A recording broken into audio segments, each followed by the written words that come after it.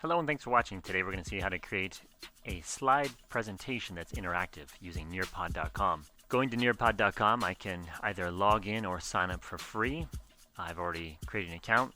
When I go to log in, I simply use the Google sign-in feature, which is right down here. Once in, I've verified that I'm using the right account, and it's time to get underway. I'm using a free account, so I'm going to show you how to create a lesson using that. Most of the things I've created are already in the form of a PowerPoint or PDF, so I'm going to go and find those files.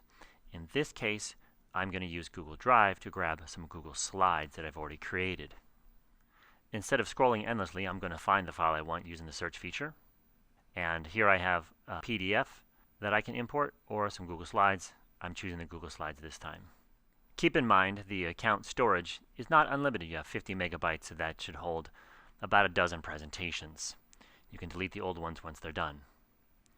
So it quickly imported and transferred my 5 slides, and now I'm going to show you how to insert slides in between these to ask your audience a question. You can add the slides from here, and I already have my content, so I'm going to add an activity. The 3 most common and useful activity types are the open-ended question. So I am adding in a question that's going to help me assess prior knowledge, and if I needed to, I can add a timer to that and give my students just a minute or two to consult with their neighbor and do a little think, pair, share. Also, this great new feature over here, I can add an individual image that I can go search and find with a Google Safe Search.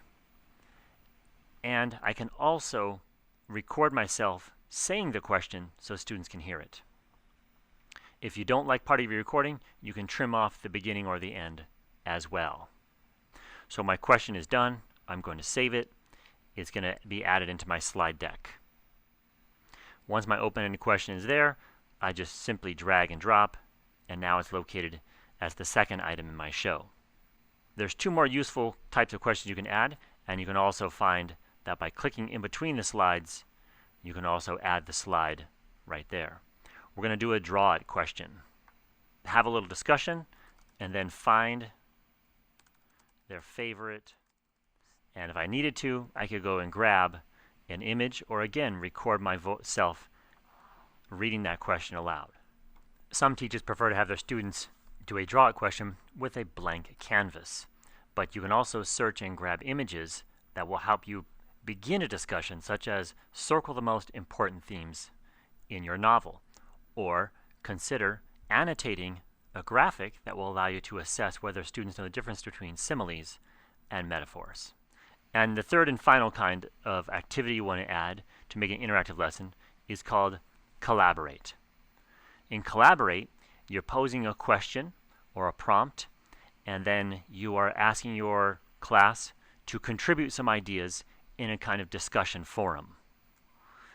What's exciting about this is you can add an image here for your students to refer to, and they can also add text and images as well. When it's all done, you may also consider adding a quiz slide to the very end. Quizzes and poll questions are also included in the free version of Nearpod.